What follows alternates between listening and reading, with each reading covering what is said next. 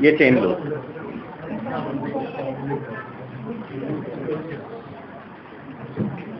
नहीं ये तो चेन लूज वाले हैं, ये पहले लूज वाले हैं।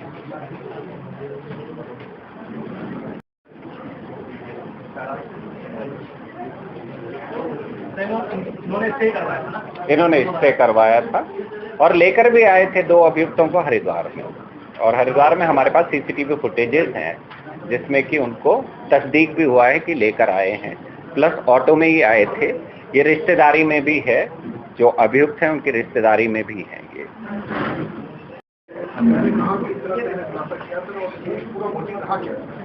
देखिए, जो लूट यहाँ आईएसबीटी क्षेत्र में हुई थी, जिसमें कि बैंक से कोई व्यक्ति पैसे निकालकर बाहर निकल रहा था, तो जो अभियुक्त है उसके द्वारा आंखों में मिट्टी डालकर लूट की गई थी, जिसमें कि 10 लाख रुपए थे, जिसमें 7 लाख रुपए वहां मौके पर गिर गए थे और 3 लाख रुपए लेकर जो लूट करने वाला अभियुक्त है वो लेकर भाग गया था।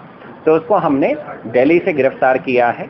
जो हमारी इसमें सीसीटीवी की मदद से, हमारे मुखबिरों की मदद से ये हमें पता पड़ा कि इसकी लोकेशन दिल्ली में कहीं आ रही है, तो हमारे द्वारा तुरंत अपनी टीम को भेजा गया और अभियुक्त को गिरफ्तार किया गया। अभियुक्त से जब पूछताछ की गई तो अभियुक्त के द्वारा बताया गया कि अभियुक्त के द्वारा आईपीएल में सट्टा लगाया जाता है और सट्टे में ये 40 लाख के करीब अभी तक रकम हार चुका है, और वो 40 लाख रुपए भी इसने कर्जा लेकर लगाया हुआ था। इसके अलावा पूछा गया कि देहरादून किस लिए आया था, तो इसके द्वारा बताया गया है अभियुक्त के द्वारा कि मैं यहाँ पर किसी को भर्ती करवाने के लिए लाया था, और उससे भी इसने 7 लाख रुपए लिया था, और वो 7 लाख रुपए भी ये आईपीएल के सट्टे में हार चुका था। तो अंत में ये बैंक में जाने का इसका मोटिव था, बैंक में कुछ पैसे निकालने के लिए ये गया था। तो इसने देखा कि वहाँ बैंक में कोई व्यक्ति पैसे निकाल रहा है, तो इसका अचानक इसके दिमाग में ये आया और ये बाहर एक दुकान पे गया जहाँ से इसने मिर्ची का पाउडर खरीदा, और जब व्यक्ति जिसने पैसे निकाले थे वो बाहर निकला तो इसके द्वारा पहले उसकी आंखों में मिर्ची फेंकी गई, और उसका जो पैसे का बैग था वो इसके द्वारा खींचकर ये यहाँ से भागा था। तो इसमें हमारी टीमों ने बहुत अच्छा काम किया। इसमें जो यहाँ पर ये जहाँ पर जिस होटल में ठहरा था उस होटल तक हम पहुँचे, उस होटल से हमने पता किया, उस होटल के बाद इनका वेयर अबाउट हमें पता पड़ा, तो हमें जो ये अभियुक्त है इसकी आइडेंटिटी का पता पड़ा, और इसकी आइडेंटिटी को फॉलो करते हुए हमने इसको गिरफ्तार किया है। अभियुक्त द्वारा बताया गया है कि वो बरेली में एक सिपाही के पद पर तैनात है, जिसको कि हम वेरीफाई करेंगे। हालांकि इसके पास आई कार्ड भी फौज का मिला हुआ है, उस आई कार्ड की भी ऑथेंटिसिटी हम पता करेंगे, और उसके बाद ये विवेचना का पार्ट रहेगा। विवेचना में जो अग्रिम कार्रवाई होगी वो हमारे द्वारा की जाएगी।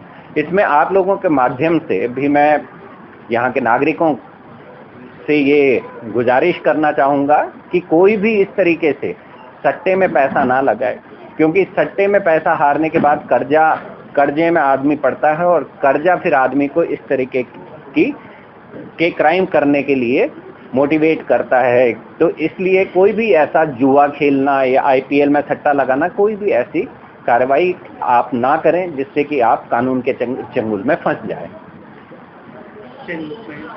चेन स्नैचिंग्स में जितने भी हमारे सीसीटीवी कैमरास हमारे द्वारा देखे गए, मुखबिर मामूर किए गए, तो उसमें 4 अभियुक्तों का नाम का खुलासा हुआ था।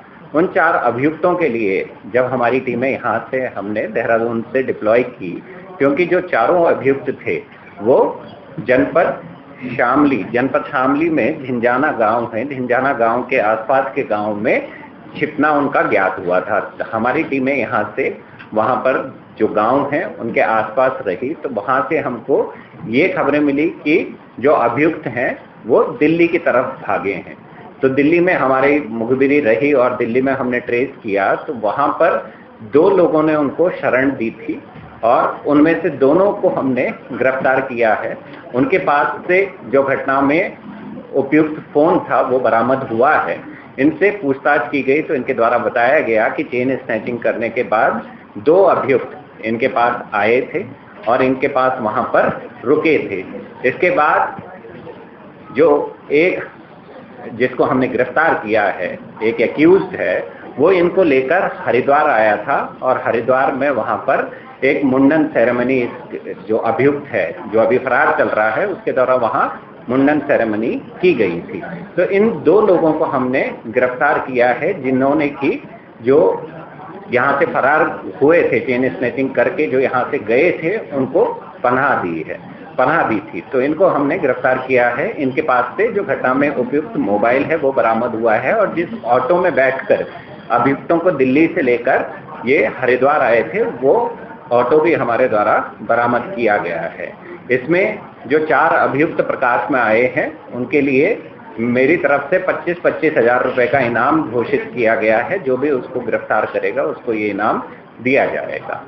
हमारी टीमें अभी भी जो सुराग हैं उनको कलेक्ट कर रही हैं, और जहां जहां इनकी होने की संभावना है वहां पर ट्रेस किया जा रहा है। देखें, वो बोलते हैं कि पुलिस चालानी की कार्रवाई करती है, पुलिस गाड़ियों को उठाकर ले जाती है, पुलिस क्लैंप लगा देती है।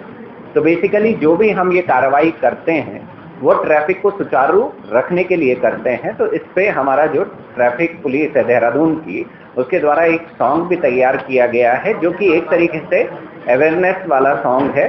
और ये अवेयरनेस सॉन्ग हमारे जो यातायात पुलिस है उन्होंने क्रेन पर बनाया है कि किस तरीके से अगर कोई नो पार्किंग में अगर गाड़ी खड़ी करता है तो उसका हम क्रेन से उसको टो अवे करते हैं। तो इसमें इस तरीके का एक हमने ये पोस्टर भी बनाया है, जो कि उसका कवर पेज है, और जो गाना है उसका वीडियो आज हमारे द्वारा अपलोड भी करा दिया जाएगा। देहरादून पुलिस की जो हमारी सोशल मीडिया FB पेज है और उत्तराखंड पुलिस के FB पेज पर भी हम लोग उसको प्रकाशित करेंगे, ताकि लोगों में अवेयरनेस फैलाई जाए कि कहीं भी नो पार्किंग में अपनी गाड़ी वो ना खड़ी करें। हुआ था कि ऋषिकेश में जो कुछ अभियुक्त थे, जिनके के द्वारा ATM बदलकर वहां से पैसे की निकासी की गई थी, और अपनी गाड़ी में बैठकर ये देहरादून की तरफ आते हुए दिखाई दे रहे थे। तो इसमें सूचना फ्लैश की गई तो इन अभियुक्तों को गिरफ्तार किया गया है। जो ATM बदलने में जो कार उपयोग में ली गई थी, उस कार को भी बरामद किया गया है, और इनके पास से लगभग 150 के करीब हमको ATM बरामद हुए।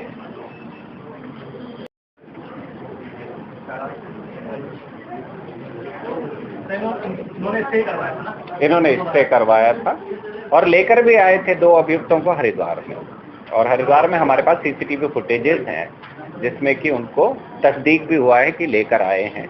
प्लस ऑटो में ही आए थे। ये रिश्तेदारी में भी है, जो अभियुक्त हैं उनकी रिश्तेदारी में भी हैं। ये हुआ था कि ऋषिकेश में जो कुछ अभियुक्त थे, जिनके के द्वारा ATM बदलकर वहां से पैसे की निकासी की गई थी, और अपनी गाड़ी में बैठकर ये देहरादून की तरफ आते हुए दिखाई दे रहे थे। तो इसमें सूचना फ्लैश की गई तो इन अभियुक्तों को गिरफ्तार किया गया है। जो ATM बदलने में जो कार उपयोग में ली गई थी, उस कार को भी बरामद किया गया है, और इनके पास से लगभग 150 के करीब हमको ATM बरामद हुए।